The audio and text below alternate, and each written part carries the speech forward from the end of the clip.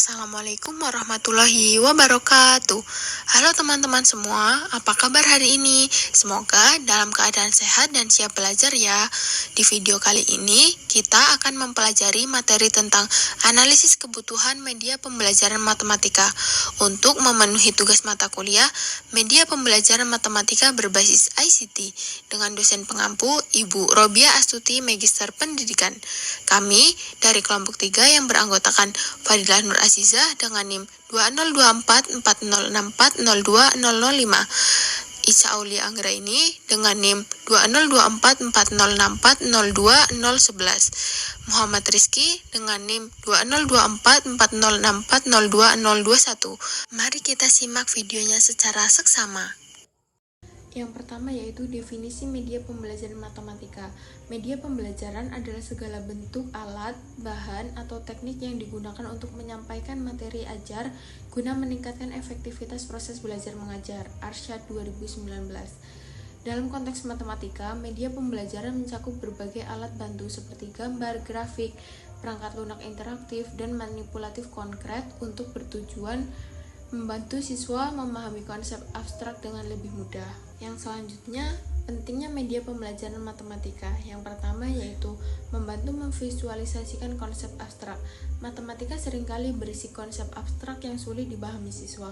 Dengan menggunakan media seperti diagram animasi atau simulasi interaktif, konsep-konsep tersebut dapat dijelaskan dengan lebih konkret. Suherman tahun 2021. Yang kedua, meningkatkan minat dan motivasi belajar. Media pembelajaran yang menarik seperti permainan edukatif dan teknologi interaktif dapat membuat siswa lebih termotivasi untuk belajar matematika. Arsyad tahun 2019. Yang ketiga, memfasilitasi pembelajaran beragam gaya. Setiap siswa memiliki gaya belajar yang berbeda. Media visual seperti video cocok untuk pembelajaran visual, sedangkan simulasi interaktif dapat membantu pembelajaran kinestetik. Henrich et al. Tahun 2016. Yang keempat yaitu meningkatkan interaksi dan partisipasi siswa. Media interaktif memungkinkan siswa untuk lebih aktif dalam pembelajaran, misalnya melalui penggunaan perangkat lunak, pembelajaran berbasis game, atau eksplorasi konsep dengan alat peraga. Cap and Dayton tahun 2017. Yang kelima, mempercepat pemahaman dan retensi. Dengan bantuan media pembelajaran, siswa dapat lebih mudah memahami materi dan mengingat konsep dalam jangka waktu yang lebih lama. Sugiono tahun 2020. Yang keenam, mengakomodasi perbedaan kemampuan siswa. Dalam satu kelas, siswa memiliki tingkat pemahaman yang berbeda-beda. Media pembelajaran memungkinkan diferensiasi instruksi agar semua siswa dapat belajar sesuai dengan kecepatannya mereka masing-masing. Suherman tahun 2021. Yang berikutnya yaitu definisi analisis kebutuhan media pembelajaran. Analisis kebutuhan media pembelajaran adalah proses sistematis dalam mengidentifikasi, mengevaluasi, dan menentukan jenis media yang paling sesuai untuk mendukung pembelajaran matematika berdasarkan kebutuhan siswa, guru, dan lingkungan belajar. Dick and Carr tahun 2015. Menurut Sugiono tahun 2020, analisis kebutuhan dilakukan untuk mengidentifikasi kesenjangan antara kondisi pembelajaran saat ini dan kondisi ideal yang diharapkan, sehingga solusi yang tepat dapat diterapkan, termasuk pemilihan media pembelajaran yang sesuai. Yang selanjutnya yaitu tujuan analisis kebutuhan media pembelajaran. Yang pertama, mengidentifikasi kesulitan belajar siswa, mengetahui aspek matematika yang sulit dipahami oleh siswa. Yang kedua, menyesuaikan dengan gaya belajar siswa. Setiap siswa memiliki gaya belajar yang berbeda, seperti visual, auditory, dan kinestetik. Yang ketiga, meningkatkan keterlibatan dan motivasi siswa. Media yang menarik dan interaktif dapat meningkatkan minat siswa dalam belajar matematika. Suherman tahun 2021. Yang keempat, memastikan ketersediaan sumber daya. Menentukan media yang dapat diterapkan berdasarkan fasilitas yang tersedia di sekolah, seperti akses ke komputer, internet, atau alat peraga konkret. Yang kelima, membantu guru dalam menyampaikan materi.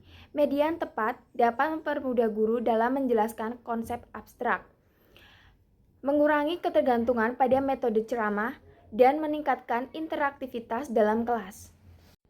Yang selanjutnya, metode analisis kebutuhan media pembelajaran matematika. Yang pertama, wawancara. Dilakukan dengan guru dan siswa untuk mengidentifikasi kebutuhan dan kendala dalam pembelajaran matematika. Yang kedua, observasi. Mengamati proses pembelajaran di kelas untuk mengetahui bagaimana siswa dan guru berinteraksi dengan pembelajaran. Yang ketiga, kuesioner. Memberikan angket kepada siswa dan guru untuk mendapatkan data mengenai preferensi mereka terhadap media pembelajaran. Yang keempat, studi literatur. Menggunakan penelitian terdahulu dan referensi akademik untuk mengetahui jenis media yang efektif dalam pembelajaran matematika. Yang kelima, analisis kurikulum. Mengevaluasi kurikulum matematika yang berlaku untuk menyesuaikan media dengan kompetensi yang harus dicapai siswa. Yang selanjutnya, langkah-langkah analisis kebutuhan media pembelajaran matematika. Yang pertama, identifikasi masalah dalam pembelajaran matematika. Langkah awal dalam analisis kebutuhan adalah mengidentifikasi masalah yang dihadapi siswa dan guru dalam pembelajaran matematika. Yang kedua, media pembelajaran harus disesuaikan dengan karakteristik siswa agar lebih efektif. Yang ketiga, analisis kurikulum dan kompetensi pembelajaran. Media pembelajaran harus selaras dengan kurikulum dan tujuan pembelajaran matematika. Yang keempat, menentukan ketersediaan sumber daya. Setelah mengetahui kebutuhan media, perlu dilakukan analisis terhadap sumber daya yang tersedia.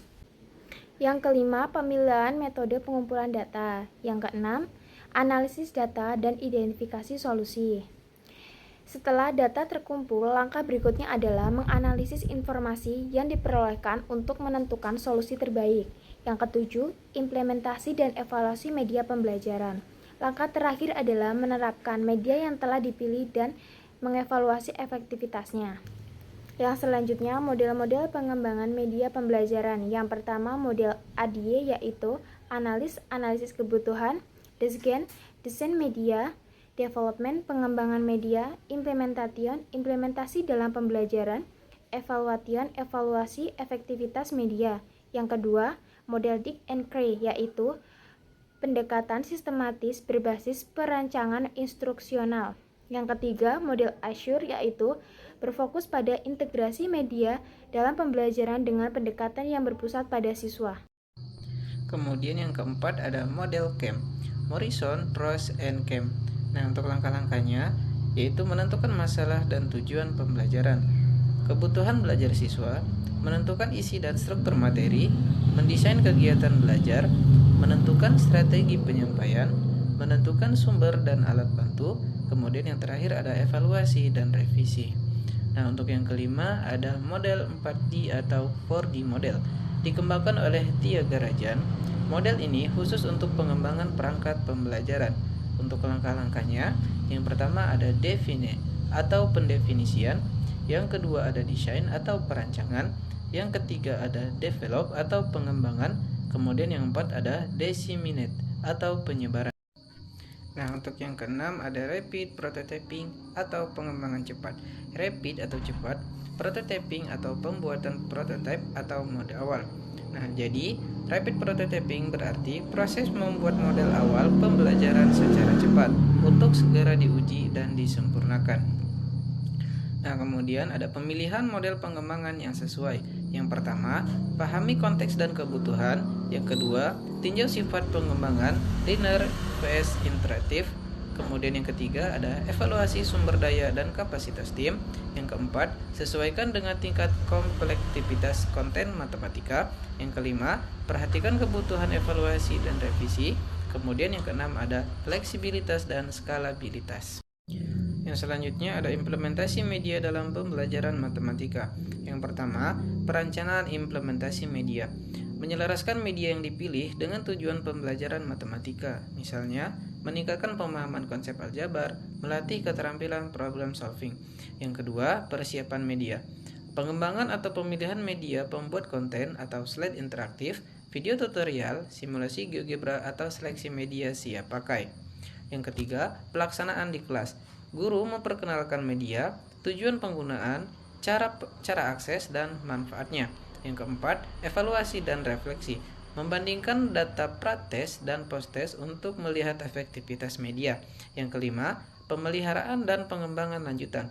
Update perangkat lunak, perbaikan bug, dan peningkatan fitur, serta menambahkan modul latihan baru, video lanjutan, atau akses soal-soal tantangan. Selanjutnya ada evaluasi media pembelajaran. Evaluasi formatif dilakukan selama pengembangan untuk memperbaiki kekurangan sebelum media digunakan secara luas. Kemudian evaluasi sumatif menilai efektivitas media setelah diterapkan dalam pembelajaran. Kemudian metode evaluasi yaitu observasi, wawancara, tes, dan analisis belajar siswa. Kemudian yang terakhir ada umpan balik dan perbaikan.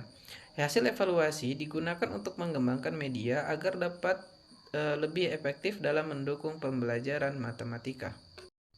Nah, jadi kesimpulannya, analisis kebutuhan media pembelajaran matematika sangat penting untuk memastikan kesesuaian dengan karakteristik siswa dan tujuan pembelajaran. Pemilihan model pengembangan seperti ADIE atau Azure harus disesuaikan dengan kebutuhan agar media yang dihasilkan efektif dan efisien. Implementasi media melibatkan persiapan, penggunaan dalam pembelajaran, serta interaksi aktif siswa untuk meningkatkan pemahaman konsep. Evaluasi dilakukan secara formatif dan sumatif untuk menilai efektivitas media melalui observasi, wawancara, dan analisis hasil belajar. Dengan perencanaan, pengembangan, dan evaluasi yang tepat, media pembelajaran dapat meningkatkan kualitas pembelajaran matematika dan hasil belajar siswa. Semoga materi yang telah kami bawakan tadi bermanfaat dan dapat membantu kalian lebih memahami materi tentang analisis kebutuhan media pembelajaran matematika ya. Sampai jumpa di pembelajaran berikutnya. Wassalamualaikum warahmatullahi wabarakatuh.